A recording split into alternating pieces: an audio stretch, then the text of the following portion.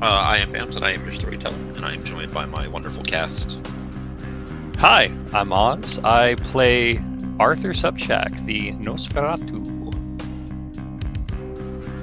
So previously, you had set up some recording equipment in a soon-to-be renovated building when you were contacted by your coterie mate Jimmy to help him with a thing.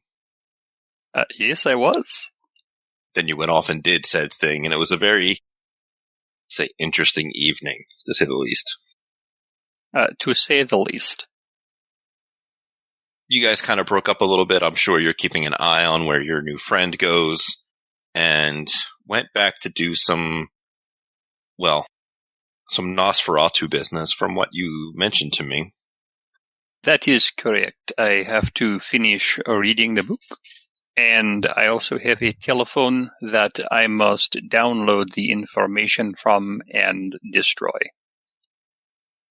Yeah, there's going to be some things about what you're going to find as you go through the book. But what you will find is that it's a journal of sorts of the previous prince who, at the time of his questionable disappearance, was going by Samuel Cartwright. But it's a little bit of a journal / living will of plans and things. Much of it is long since outdated, as he was a very old kindred. But in making your copies, scanning it, are you just making copies? I'm going to digitize it. I want to make sure I have electronic copy. Are you also making an additional physical copy or just scanning it? That depends on how fine my handwriting is. At the end, more or less says that in the event of his meeting of the final death, it is his wish for his child, as the current prince is Prince Catherine, to be given a sum of money. It goes into things like percentages. It's hard to say how much money that would be, but it's sizable. Just because they were a Ventru, their child is obviously also a Ventru, and Ventru have deep pockets.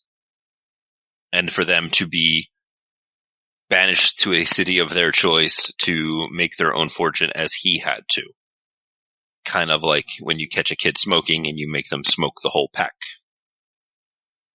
This is very exciting. Clearly, this last will and testament has not been followed. Clearly. But somebody sent you, presumably, after this. And presumably, or at least I'm going to presume that Arthur presumes that it was Carol Jackson, the Harpy, because who else would get Jimmy to do something for free? There is a long list of people that could get Jimmy to do something for free. She just happens to be at the top of it. She is at the top of this list, yes. Obviously, there is significantly more information in here that cannot be simply exposited upon, and we can revisit it at a later date, especially as you're keeping a digital copy. Yes, this is so. But what is your immediate plans here?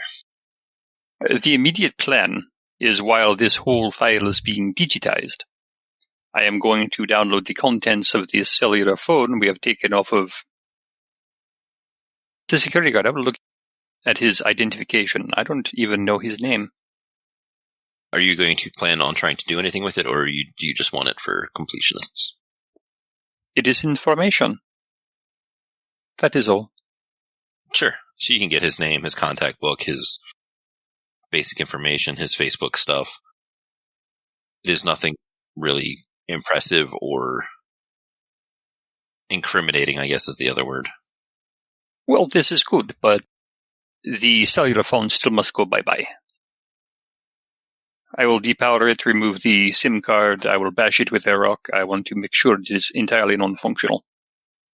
For someone like you that is good with technology, not a problem to do. Did you have any other plans for this evening, or is it just finish this work and then be overtaken by the day's sleep and see what that brings you. Well, the chores must be done, so I must remove the security guard and process him as I am wont to do.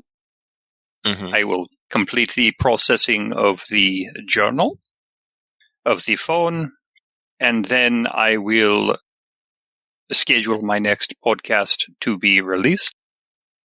And also, I must be sure to check my transmissions from my security devices that are placed throughout the domain and just outside of said domain. When do they kind of auto-schedule the download? I try to set it around shift changes because when there are bursts of activity via phone and internet, that is the best time to send them because it is hidden in the noise. So generally, I will have a download waiting for me when I wake up. I will generously term this bedtime reading. And then the third transmission happens when I am asleep. And so it will be there when I wake up as well. So the morning paper is the large one. A thing that you will notice in your nighttime download, the one that you are reading before you go to bed as you lay there and scroll through it, the ones that you have recently placed in that new building, the one that you've recently gussied up, you will see a car pull up, a couple of people get out, and then begin to do some graffiti, both on the building side of the road and across the street. It's hard to see with these cameras from where they are placed and just distance and lighting and stuff to see details of it, but there's fresh graffiti there. A curious thing you will notice is after they are done with the graffiti across the street, the people that were doing it go away, and then a nice black SUV comes up and parks between your camera and the fresh graffiti and sits there for several minutes. Interesting. After about 20 minutes or so, you will see a light come out of the car, a large figure come out of the vehicle, walk over, stand there for a moment, and then get back in the vehicle, and the vehicle will drive off. Later, you will see a spike in said audio rolling back the recording, and listening, you will hear a single gunshot very close by. Well, I will take a still photograph of the very large man and his very large automobile. Mm-hmm. What part of the evening was it? It was in the later evening. I want to say it was like midnight-ish, like that kind of time period. But those are the thoughts that you are left with as you fall into the day sleep.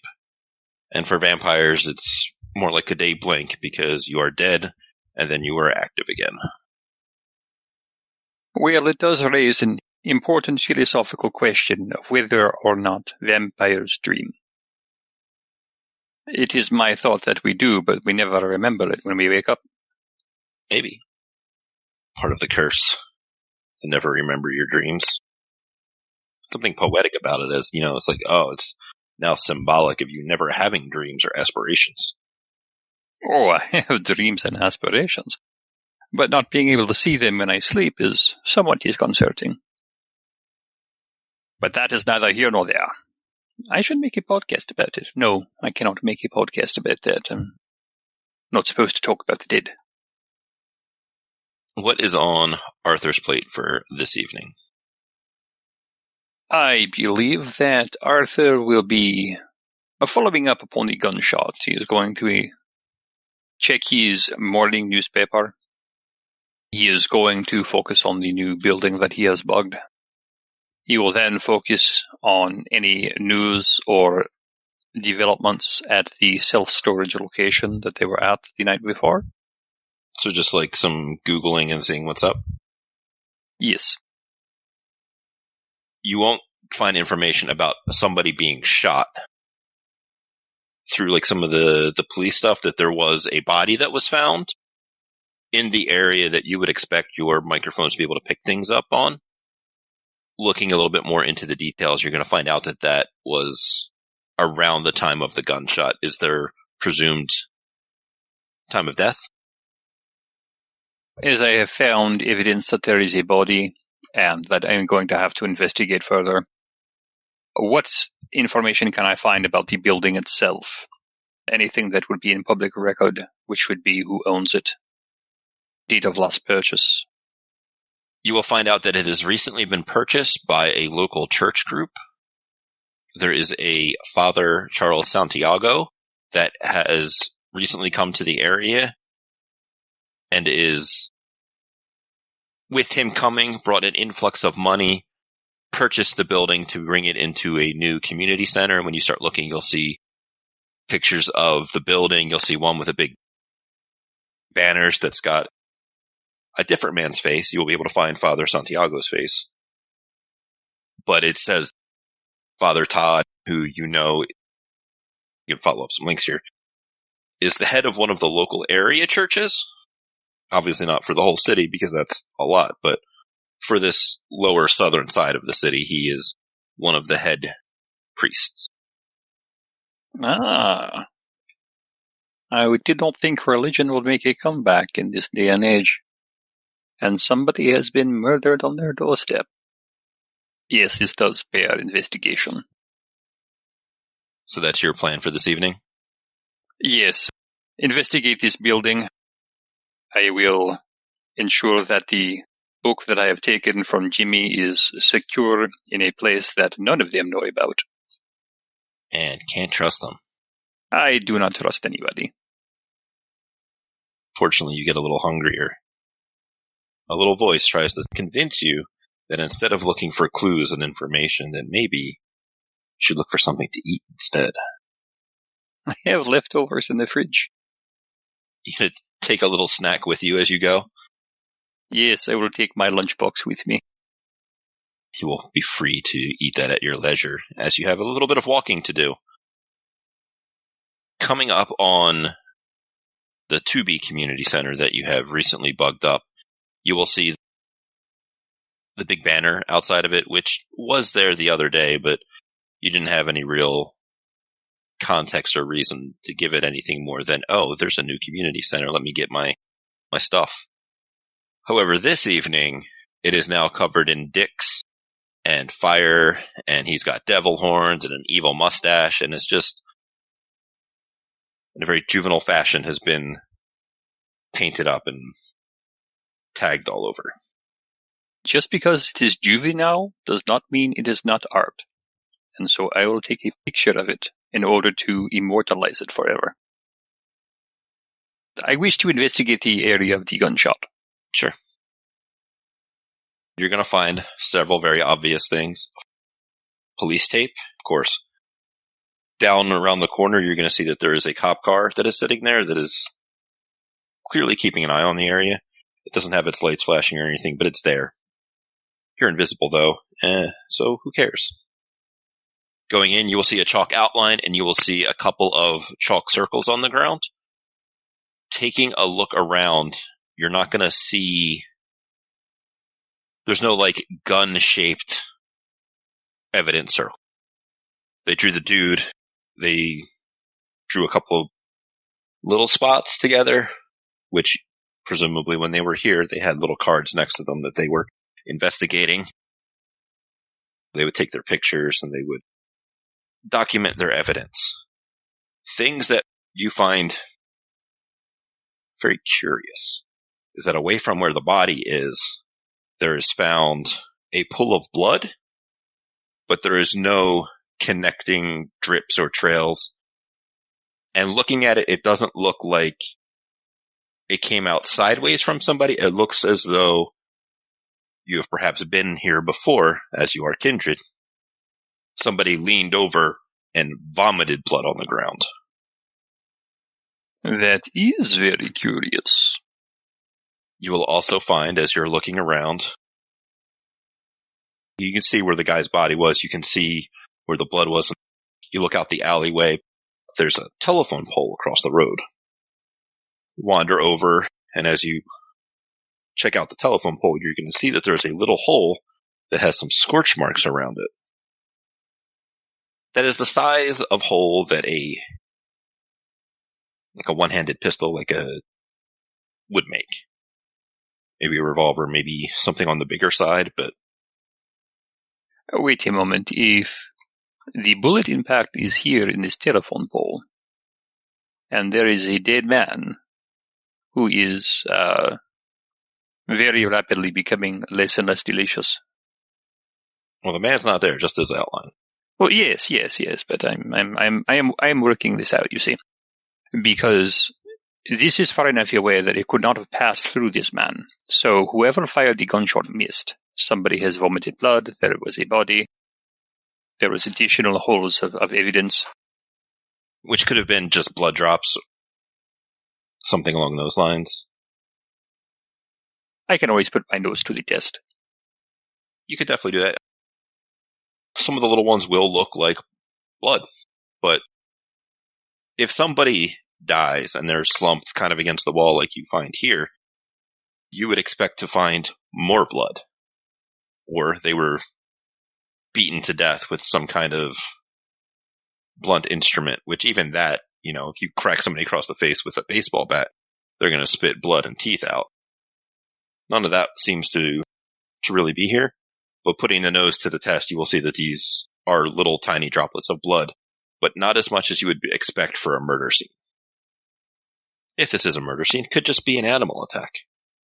It could be. Now, if I were to stand where the dead man stood, or sat, or lie, and I were to face the area where the telephone pole was with the bullet mark in it, where does the blood vomit sit across that line? Body in the alley, come out of the alley, vomit, cross the street, telephone pole. And the bullet hole that you found does not have a chalk circle around it. No, because they did not find it, because they are mortals. I will not be surprised if somebody paid them off in order to just say, he died of natural causes. Maybe I'll go to the police station later and find the evidence room.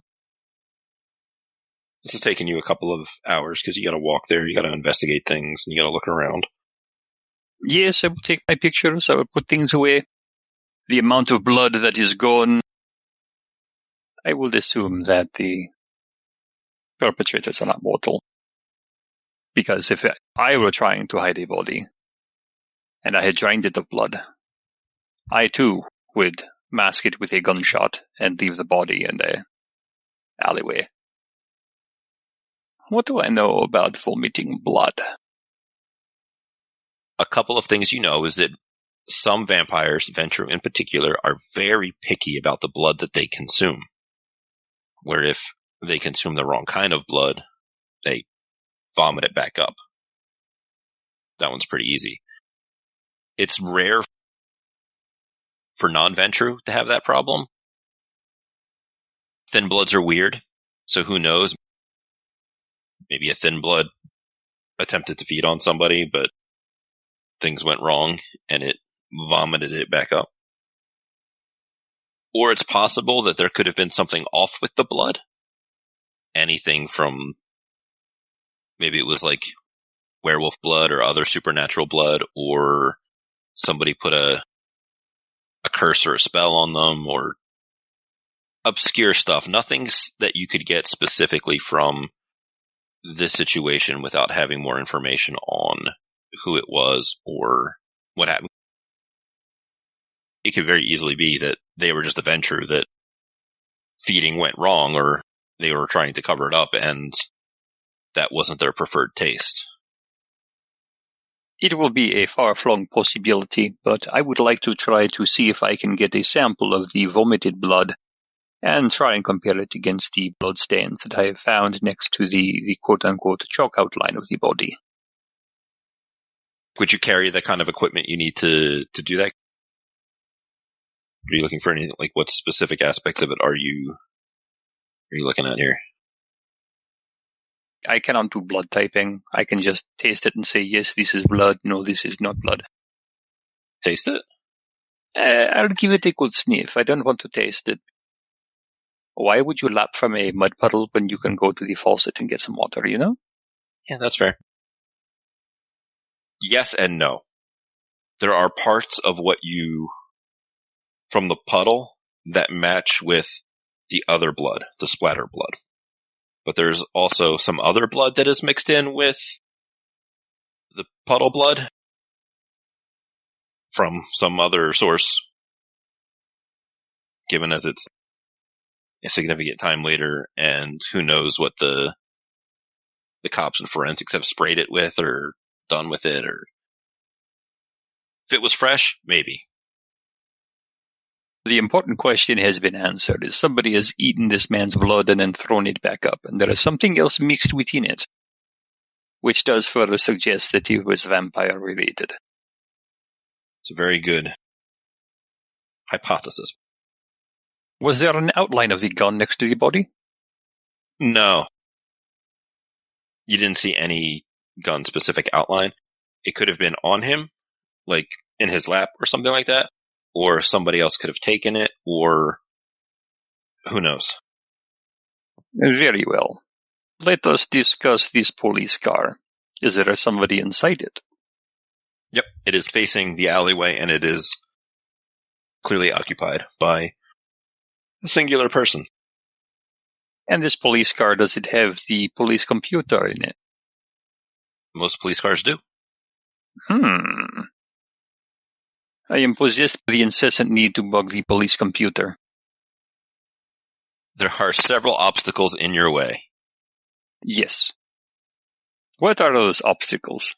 Well, for one, it's inside the vehicle. Yes, this is immaterial. What is the next obstacle? There is a person who would very much not want you to mess with said computer. Yes, but he cannot see me. What is next? While he cannot see you, if you were to try to get into the vehicle, that would almost assuredly raise his suspicions. That is a good point. So, the easiest way to do this is to ensure the man gets out of the car. How would you like to ensure that this man gets out of the car? Oh, the easiest way to ensure the man gets out of the car is to pop a tire. Oh, I'm sure you're just the kind of person to carry around a very useful multi-tool or something like that. Yes, this is so. How else am I supposed to break into a place if I don't have a multi-tool that's going to be used as a tension device? I have a pair of pliers, and the easiest way is not to just stab the tire, because that will seem weird. No. What I shall do is I shall go to the tire that is opposite of the driver's side in the back. Mm-hmm. And I am going to unscrew the valve stem cap and use my pliers to remove the valve stem core. Then I will put the valve stem cap back on. This ensures that the tire will flatten. It will be likely he does not know why it has been flattened, and as he is confused and trying to figure this out, I will be inside the car bugging the computer, and then I will leave. These are all very interesting ideas, because it's not like you're running up against the sun coming up or something along those lines, so you can just wait for how long would a tire take to deflate in that method? Less than 5 minutes. You perform your vehicular surgery here, and then 5 minutes go by, 10 minutes goes by. Takes him a while. Maybe he was asleep, but after a couple of minutes, he wakes up, lights come on inside. You will see him pop open that door, and you see him looking at the car in a confused state. And he will, because he's not going to leave the car just open. He will shut the door and begin to walk around the car to figure out what's going on. Well, this is a good thing. I will wait until he has seen his flat tire, and then I will see what he will do. He'll walk around, he'll look at it and be like, what the fuck? And he's clearly confused. He does that thing where he pulls his hat off and rubs his head with his other hand and is just looking at it and is like, son of a bitch. I assume that you're listening to him because you can be right behind him. Oh, yes, I can. He'll reach over to his shoulder radio and be like, hey, this is car, whatever. I'm watching at address. I've got a flat, so I'm going to need somebody to come out here and replace me. I'm going to switch to a donut and then take this back to get serviced. Find out what's going on. And you'll hear dispatch come back. It's like, yeah, there should be somebody there in 20 minutes or so. Wait, he is going to switch it to a donut himself? Yeah. Yes. This is all going according to plan. I am going to position myself near the rear of the car and wait for him to open the trunk. Shortly thereafter, he puts his hat back on. He pulls out his cell phone and sends a text message and puts that away. And then he'll walk back over to the trunk, lift it, and then lean inside. As he leans inside, I will push him in and I will close the trunk door. The good news is he has no idea and no way of knowing that you are there. So it's easy to get yourself ready. He goes in there. He's reaching around for tire iron, jack. You just grab him around the knees and shins, lift. There's a in he goes. Slam goes the trunk. No time to waste. I am going to open the car door. I am going to bug that computer. Say, does he have a shotgun in this car? He does. It's, of course, locked in the middle. I am going to reactivate my stealthy skills because these vehicles tend to have dash cams on the inside and out. You know, a piece of gum is a ultimate piece of tradecraft material. And so I will put some gum up on it, and then I will go clickety-clack. I will bug this computer, and if there is anything that is currently in there about this location and this crime scene, I am going to take a look at it and maybe click a picture with my phone. They could take a little bit of time, and you do know that another car is coming by in like 20, 25 minutes or so. Oh, it will be less time now because I did not take his radio nor his phone. You can definitely feel the car shifting a little bit because somebody in the trunk does not want to be in the trunk. Yes, bugging the computer is the most important piece of the goal that I wish to accomplish. So it's going to take you a couple of minutes because this is an awkward situation. You got to take a moment to gum up the dash cam. You got to finagle things. And, you know, as you're trying to operate delicate pieces of technology, the car is shifting and moving. But you will able to get a little transmitter jumped in there. Excellent. I will put a second one underneath the driver's seat. Just like hooked up to the seat itself, yes. If I can get it underneath where the springs are, that is where I will put it. I will leave the door open, take my gum with me, and I'm going to get the hell out. Are you shutting the door after yourself? No, I will keep the door open, and then I will maintain a small distance to see what happens next, because this has been pretty funny. A few minutes later, that second car will come up. It doesn't have its sirens going, but its lights are going.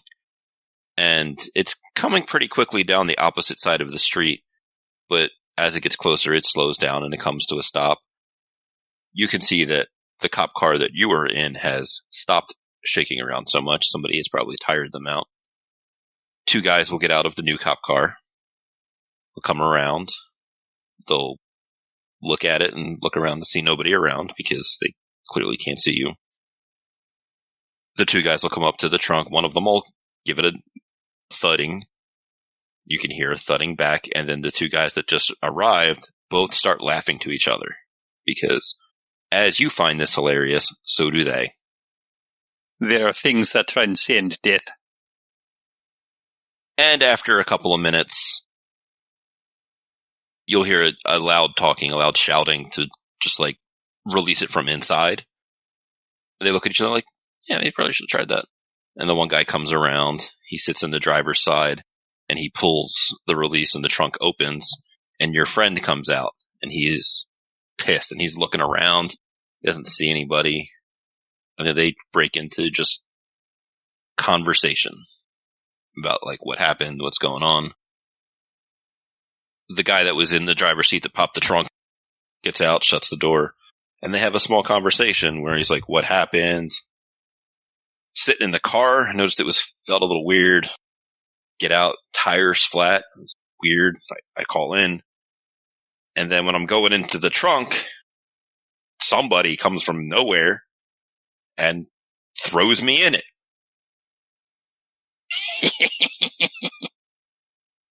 They start giving him shit about it with came from nowhere, and they look around and there's nobody around here. There are places to hide for people that are stealthy and sneaky, but at the same time, it's the middle of the night. You're on a stakeout duty. It's crazy to have somebody throw you into a trunk. It is indeed crazy. It is so crazy I would expect Mischief to do this. She will love this story when she wakes up. Probably. Probably.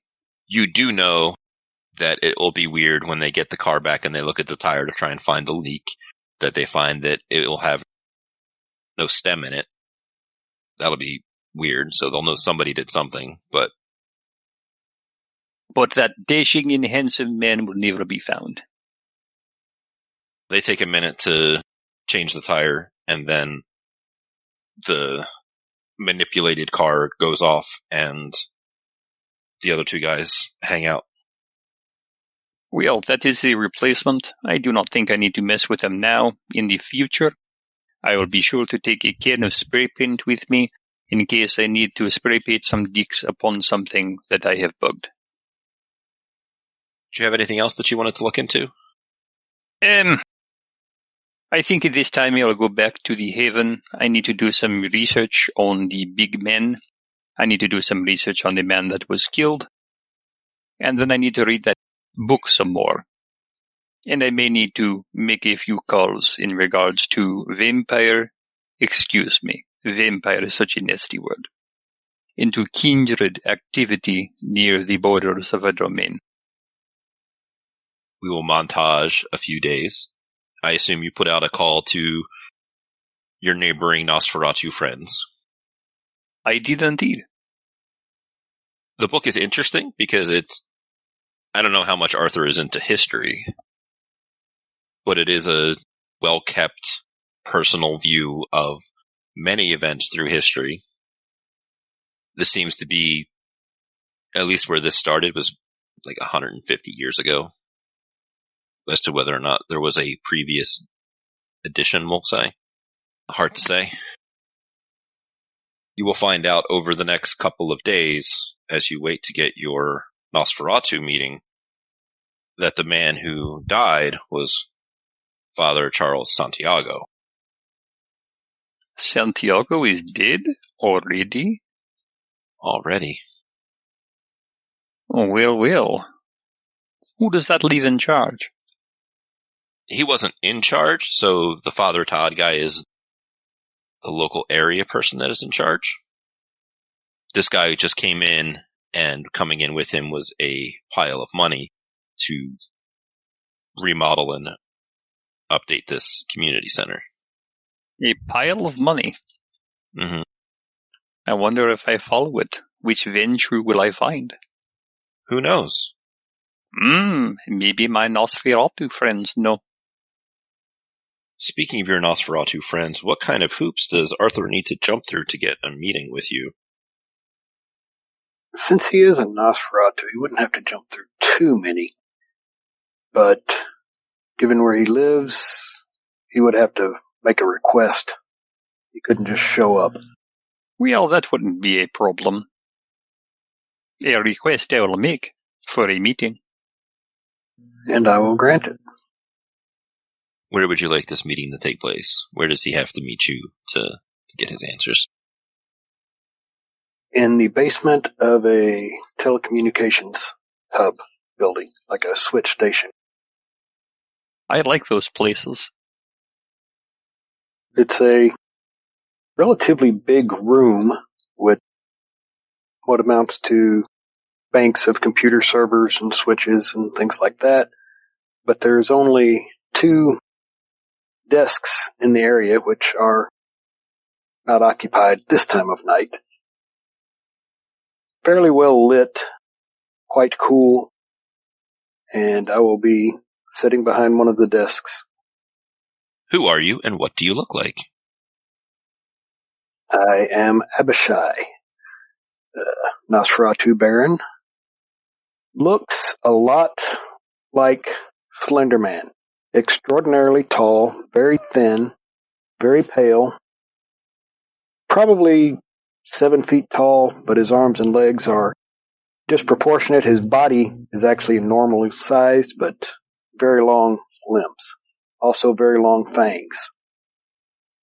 Very dark hair, slicked straight back. Arthur will enter. He has been given permission from the rest of the barony to enter. As he does so, he will offer a deep bow. I will nod. Baron, yes, first off, let me say it is a pleasure to see you again, and thank you for approving this meeting. I do have some questions, and I may have some information to share. Very well. What would you like to know?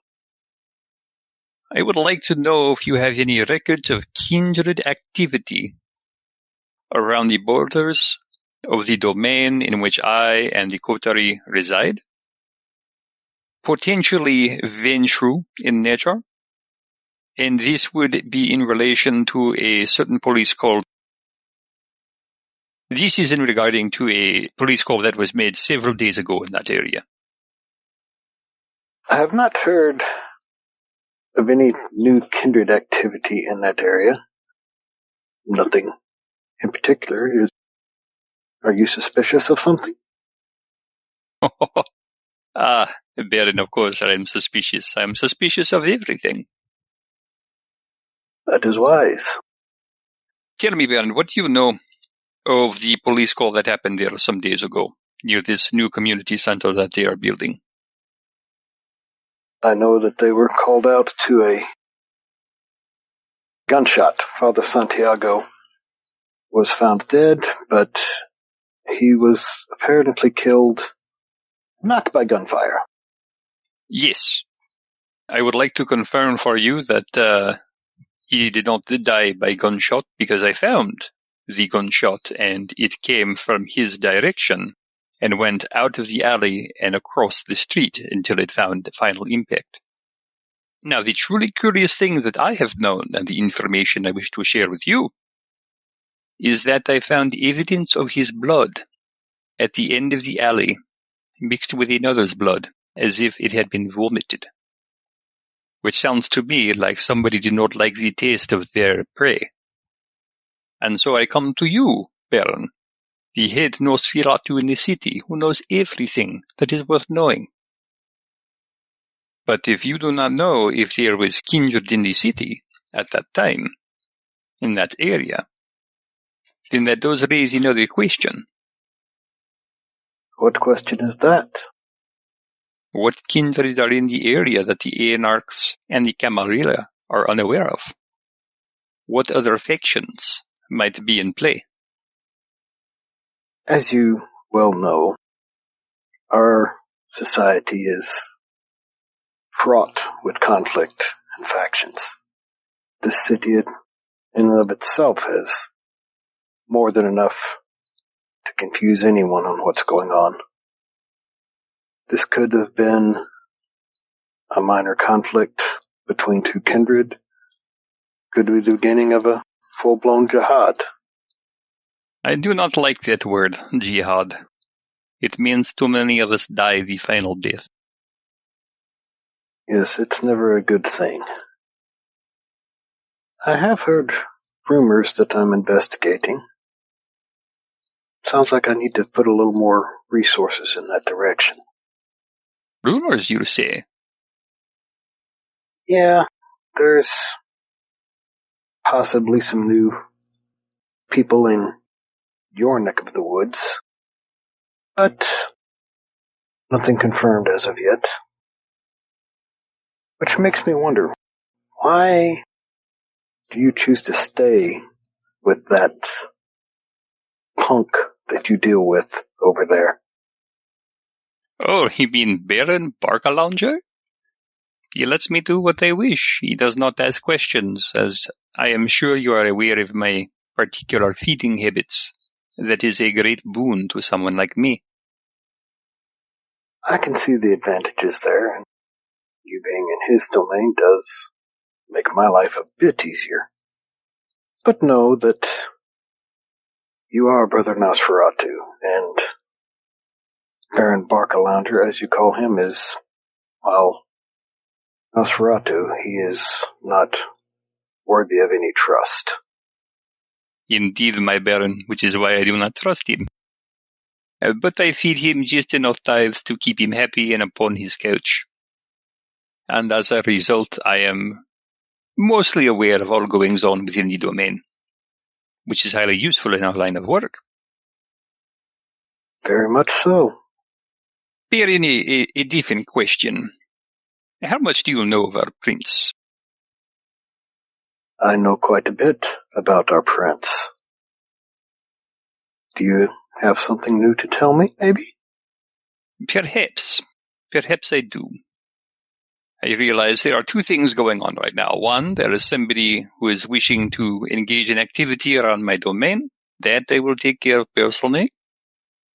But the thing about the prince is interesting because it was some nights ago that a member of the coterie, Jimmy, you know Jimmy. Yes. He asked of a small boon of Mischief and I to assist him with some acquisitions. And a very particular acquisition came into my possession. I think I would like to have an exact copy of it made, as if the, how do you call them? The scribes of the early 16th and 14th centuries had done it by hand. You, Jimmy, and your friends were behind the storage unit. No, Jimmy was the one responsible for it. Or rather, the person who convinced him to go is the one responsible for it. But, as you know Jimmy, when he receives such a request, he is unable to refuse. Bonds are hard to break in this world, blood or otherwise. Bonds are often the only thing we have, which is why when Jimmy asks of us a boon, we fulfill it, no questions asked. Well, there were some questions. Anyway, I speak too much of that. Arthur is going to remove a small journal from his inner pocket. I have some information to share with you, Baron, that is going to make life in the city very interesting for all of us. And I would wish for all Nosferatu to be ahead of the game when this finally comes all crashing down upon us, because it pertains directly to the prince. And I would like to make a copy of this book with some changes just in case, in order to keep us safe. And I will show him the book. I will take it and just breeze through the highlights of it to see exactly what he's got here. Have you done any highlighting or anything along those lines, or are you going to just let him flip? I am going to tell him the page of the information in question that you have given me regarding the last will and testament of the former Prince of Springfield. And as you take a moment to read through the page, you come to the understanding of what this is. Well, this is quite interesting. And you say you want to improve upon this? Improve upon this, I guess we should say? Yes. If there is a way we can improve upon it in order to improve the lot of the Nosferatu in this city, I would like to do this. Otherwise, I will rely on your prodigious knowledge of the current prince as to make the changes in order to, how do you say, either cement or destroy his position within the city. Well, this is quite the coup for us. Sure, we can make the appropriate changes as needed. It might take a little bit of time to perfect the work, but I'm sure it can be done. We will be going to the next Elysium And then after this is when Jimmy's requestor has requested the item that she had him go and take from the storage facility, which, incidentally, was the item hiding this book. A quick note on Elysiums. The next mandatory Elysium is Halloween. However, because you are Nosferatu and are connected and know things, you also know that Carol is throwing a small pre-Halloween party 10 days or so before Halloween, where influential kindred or people kindred adjacent will be at, that Carol the Harpy is throwing. Not mandatory, obviously, but who knows? Surely there will be Nosferatu hanging around every corner for interesting gossip. And she wants this before her party? Or the official Elysium? Before the official Elysium. The pre-Elysium party we may not be invited to, although Jimmy most definitely will be, given who is throwing said party. Sounds like she's planning to make a big splash at Elysium.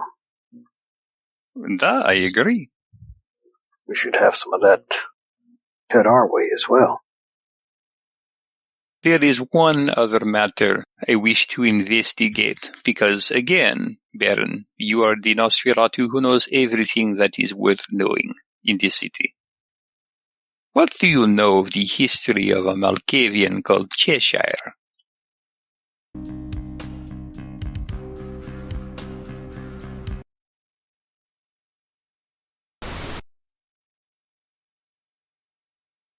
In the basement of a telecommunications hub building, like a switch station.